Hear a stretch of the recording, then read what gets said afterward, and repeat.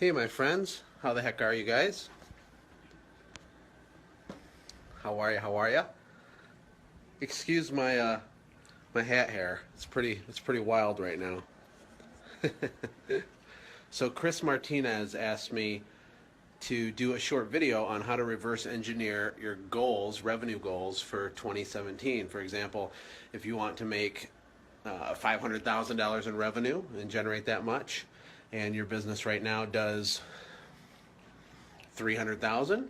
I'm going to give you a really quick overview on how I did this in my companies. It works tremendously well. I'm going to move really fast, okay? I'm going to move really fast so that it doesn't get boring. And then you can ask questions if you have any. So let me turn my camera around so you can read my whiteboard better, okay? Hold on. Hey, look, there's Chris Martinez's face. That's awesome. All right, so step number one to reverse engineer your revenue goals for 2017 is very simple. We have to establish the goal, okay? I'm going to use really simple numbers to make this simple, okay? So our goal is to do $100,000 in 2017. That's our goal, right? You guys see that okay? Okay. And then what we do after that is we figure out what we did in the last 12 months, right? Or what we did in 2016 since we're at the beginning of a new year. Let's say that we did $50,000 in revenue in the last 12 months, okay? Very simple stuff so far.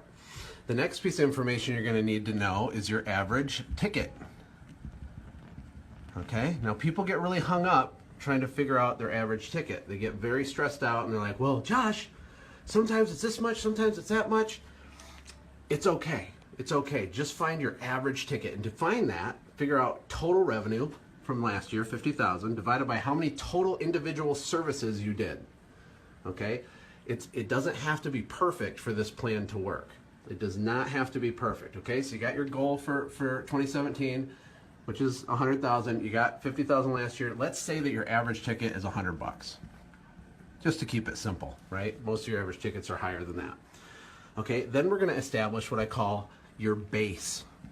Okay, so because most of the service companies have repeating revenue because of the services we offer, you're gonna have some of this 50,000, unless you're just horrible and you stink at your job, some of that's gonna come back and repeat. Not all of it though.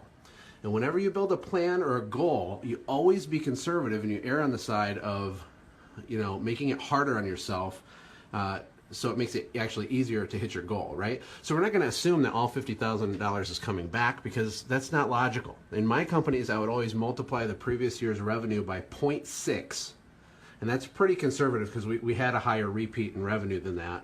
But let's just say that we do that here too. So we're going to multiply this by 0.6 in my case. You can modify this if you want. And that gives us a base of 30,000, right? Is that right? Okay.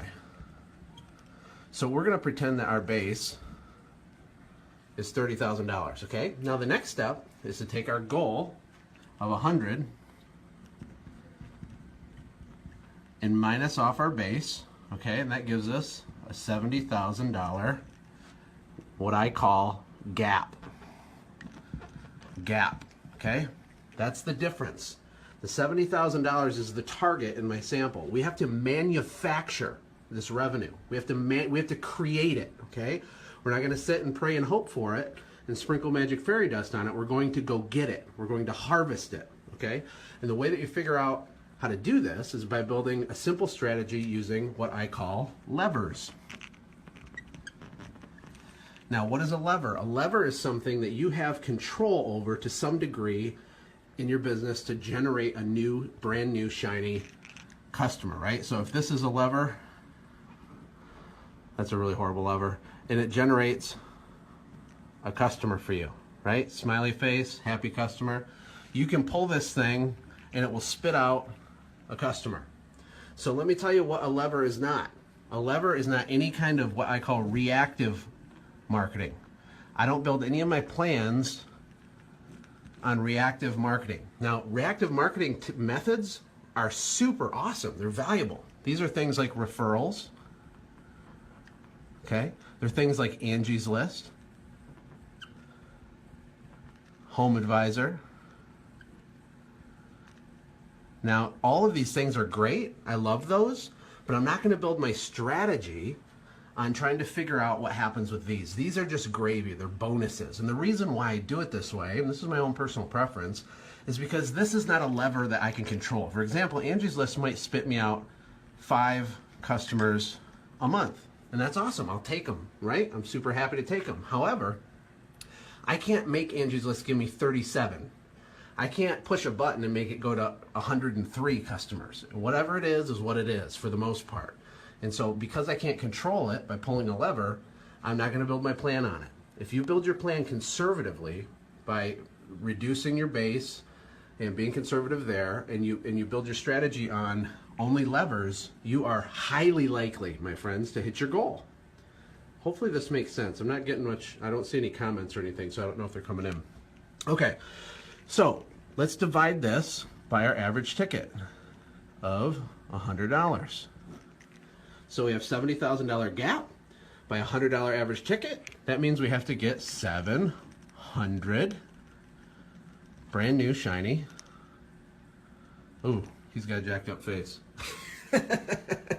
Okay, so we got to get, this is our goal. This is everything. Now, I'm not done yet. I'm not done yet, okay? We got to take it a step further. What we have to do is we have to figure out how many of these customers do we got to get each month. And better yet, each week, okay? And the way that we figure that out is by figuring out your year-over-year revenue chart. That might sound fancy, but I'm going to squat down here. Basically, it's like this. Your business, if this is a year, the sales in your business do not look like this. They're not flat. The sales in your business actually probably look something like this, right? And so you get different amounts of revenue different times of the year, of course, right?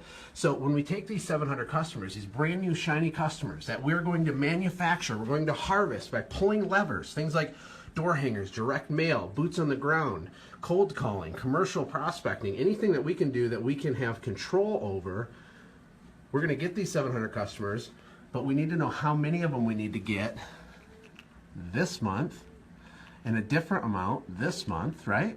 And we need to get the number. Like I need 16 of them here, and I need like 73 of them here, or whatever. And the way you figure that out is by looking at your historical revenue year over year, and figure out how much of your annual revenue was done this month, how much this month, how much this month, and you're gonna express it in the form of a percentage, right? So if you did $50,000 last year, okay, and you did $5,000 of it right here, let's say that this is January, then that means this represents 10% of your revenue in that month. So when we build our plan to get to 700, we're going to say we need 10% of our 700 customers to come right here. So we need 70. And then we take the 70, so we need 70 in January in this fake example, and we divide it by 4, right? Because we got 4 weeks in a month, and we figure out how many we need each week. Whew! Okay, it's basic stuff, but I'll tell you, most people don't actually do what I just laid out. And let me tell you why it works.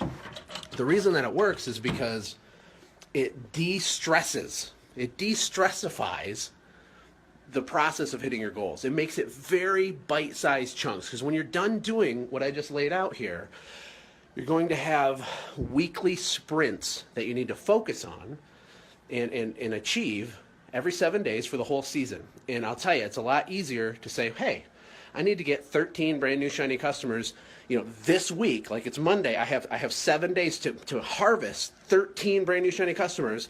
It's a lot easier to wrap your head around that than to say, oh man, I hope I hit $500,000 this year. I hope I hit my $100,000 goal, right?